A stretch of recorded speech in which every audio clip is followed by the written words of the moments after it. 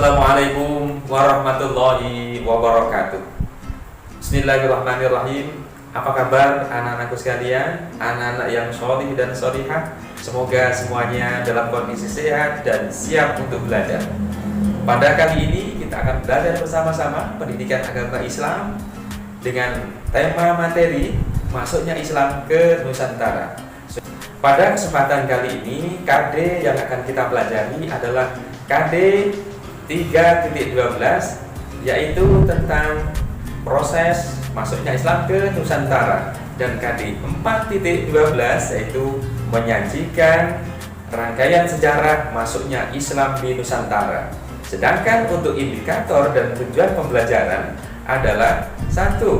Menjelaskan kondisi masyarakat sebelum Islam datang.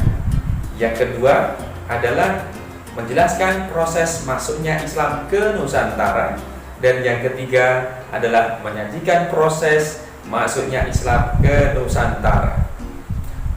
Apakah kalian tahu bagaimana kondisi masyarakat kita, kakek nenek moyang kita sebelum Islam datang?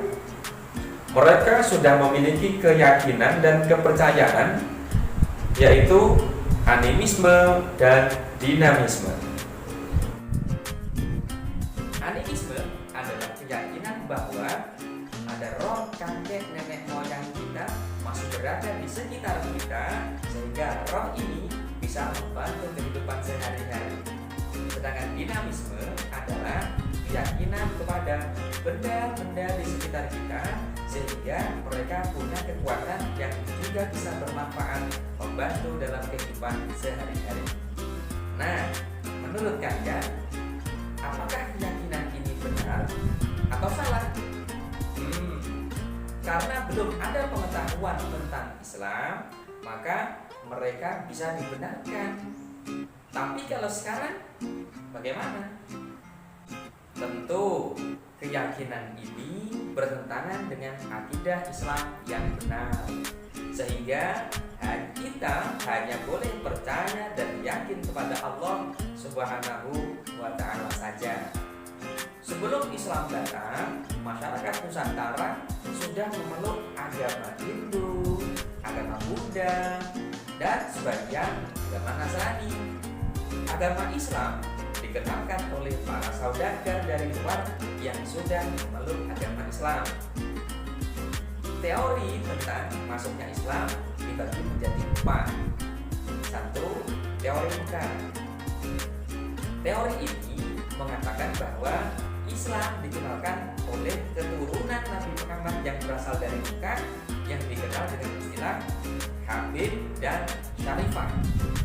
Yang kedua, teori Gujarat. Menurut teori ini, bahwa Islam dikenalkan oleh para pedagang yang berasal dari Gujarat, yaitu India bagian barat. Teori yang ketiga adalah teori Persia. Menurut teori ini, bahwa Islam dikenalkan oleh orang-orang pedagang dari Persia atau Iran, karena di Iran dan di Nusantara ada kesamaan nama tempat dan nama budaya. Yang keempat adalah teori Cina. Meskipun teori ini sangat minim dengan bukti, tetapi ada yang mengatakan bahwa Islam dikenalkan oleh para saudagar dari Cina. Nah, kemudian yang menyebarkan Islam ke Nusantara siapa? Yang menyebarkan Islam ke Nusantara adalah para ulama, para pedagang yang dikenal dengan sebutan Wali Songo. Siapakah mereka itu? 1. Sunan Gresik atau Maulana Malik Ibrahim. 2. Sunan Ampel di Surabaya. 3. Sunan Derajat di Lamongan. 4. Sunan Bonang di Tuban. 5. Sunan Giri di Gresik. 6. Sunan Kalijaga ada di Demak. 7. Sunan Kudus ada di Kota Kudus. Yang ke-8 Sunan Muria ada di Kudus. Dan yang ke-9 adalah Sunan Gunung Jati yang pusat ajaran dakwahnya ada di Cirebon, Jawa Barat. Bagaimana Wali Songo ini menyebarkan agama Islam? Dengan cara apa? Mereka menyebarkan agama Islam dengan cara yang santun, bijaksana, tanpa kekerasan, dan tanpa paksaan, sehingga masyarakat kita berbondong-bondong dengan sukacita, sukarela masuk agama Islam. Metode lain atau cara yang lain yang digunakan oleh Wali Songo dalam berdakwah adalah satu, dengan cara berdagang. Yang kedua adalah dengan cara perkawinan, yaitu para saudagar dari luar yang sudah beragama Islam kemudian menikah dengan perempuan atau wanita pribumi sehingga melahirkan keturunan Islam.